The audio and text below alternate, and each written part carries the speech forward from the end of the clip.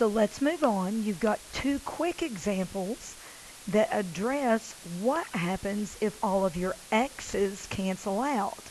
So take a look at the one example here on the left.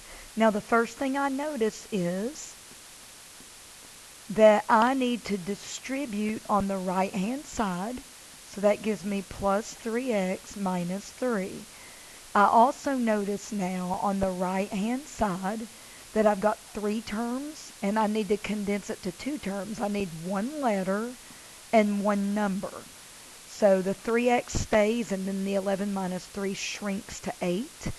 So then if I said, well, I'm going to put the letters on the left, do you see that 3x minus 3x cancels on the left and 3x minus 3x cancels on the right, and you're left with 5 is greater than 8. So what you need to know is if all your x's cancel, so I'll write this down, if all x's cancel out of the problem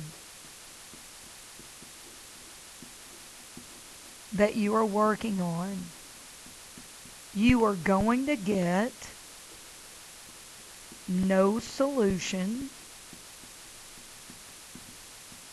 or all real numbers. So no solution is an answer, or all real numbers is an answer.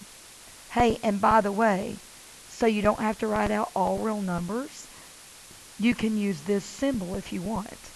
So how do you decide whether it's no solution or all real numbers? Well, what you've got to do is look at this statement right here.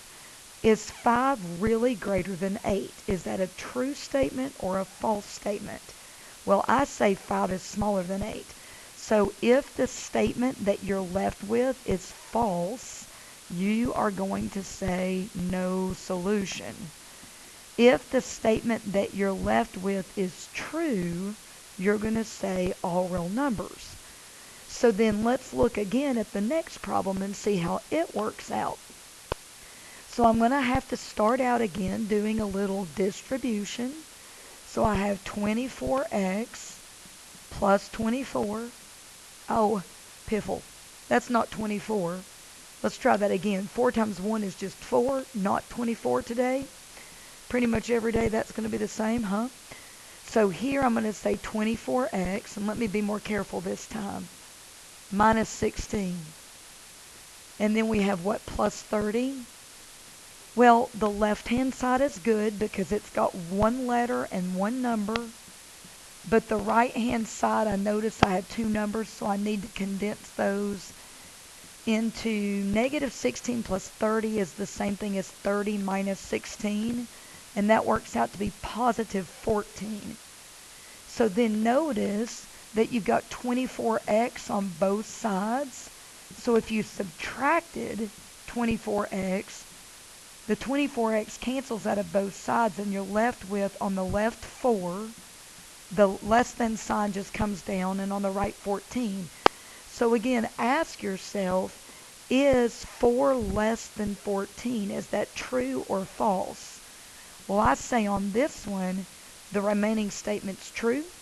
And if you say that the remaining statement's true, then you can say that all real numbers are solutions of the equation. Or you can, instead of writing out the words all real numbers, you can use this R symbol right here.